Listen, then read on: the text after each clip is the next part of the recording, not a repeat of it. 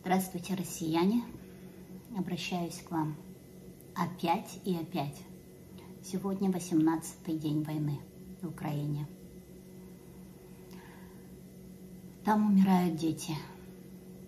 Там умирает мирный, ни в чем не повинный народ. Там умирают доблестные военные солдаты, которые защищают свою страну, свою землю, свой народ. И никуда не бежит. И не собирается бежать. А почему-то вместо них бежите вы, россияне. У вас не бомбят, у вас нет войны. Но вы бежите. Бежите к нам, страны СНГ. Так вот, дорогие вы наши, многострадальный русский народ, не надо, оставайтесь дома. Оставайтесь дома и выходите. Выходите и приложите все усилия, чтобы остановить эту войну и чтобы спасти ваших детей, которые умирают в Украине.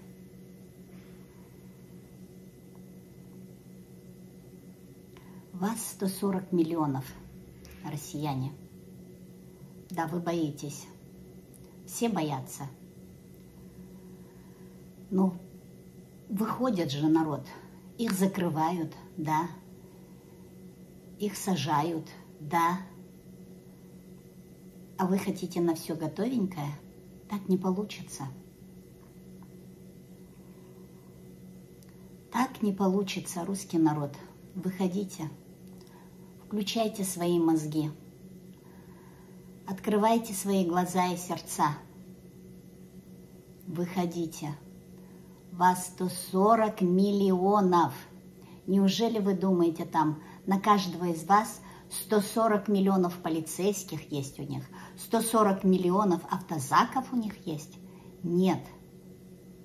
Выходите. Выходите, пока не поздно. Пока всех ваших детей там не переубивало. И не надо бежать к нам. Вы же гордый народ. Вы великий народ. Вы сильный народ. Так покажите свою силу там. Может, действительно не надо обобщать народ и путинским народом. Да, сейчас бежит к нам страны СНГ, в том числе и в Казахстан, не простой народ, не бедный народ, а именно путинский народ с деньгами, чтобы спасти свои деньги, чтобы спасти свои бизнеса. Но они не говорят так. Может быть, мой народ еще пустил бы вас. Да, вот, пожалуйста, простите за все. Нам нужна ваша помощь. Мы хотим у вас там, я не знаю, перекантоваться. Нет, вы так не говорите. В том числе и мои друзья. Вы говорите, что вы хотите приехать к нам, чтобы помочь моему народу, чтобы открыть там рабочие места. Почему вы думаете, что вот все дураки, кроме вас? Почему мы теперь, сейчас должны верить вам, когда весь мир отвернулся от вас? Почему вы так нагло врете, даже самим себе, и даже в это сами верите? Вот мы заявляем, не нужны нам ваши рабочие места, не нужны нам ваши бизнеса. Оставайтесь у себя дома. Нет, вы же все равно хотите к нам, да? Насильно мил не будешь, путинский русский народ. Оставайся у себя дома. Лучше приложи все усилия, чтобы остановить эту войну, чтобы остановить этого фашиста. И доля вины и в вас, путинский русский народ, в вашем молчании. Ваше молчание равносильно соучастию. Вы соучастники Путина. Вы сегодня позволяете этому фашисту творить такое. И вы ему позволили чтобы он сделал так, чтобы весь мир отвернулся от русского народа. Ну вот так будьте добры, оставайтесь у себя, испытайте, сидя у себя дома, на своей шкуре, все прелести жизни, которые он вам устроил, за ваше молчание, за вашу преданность к нему. Так что, дорогой мой, очень дорогой многострадальный русский народ, сидите у себя дома, помогайте себе сами, нам помогать не надо.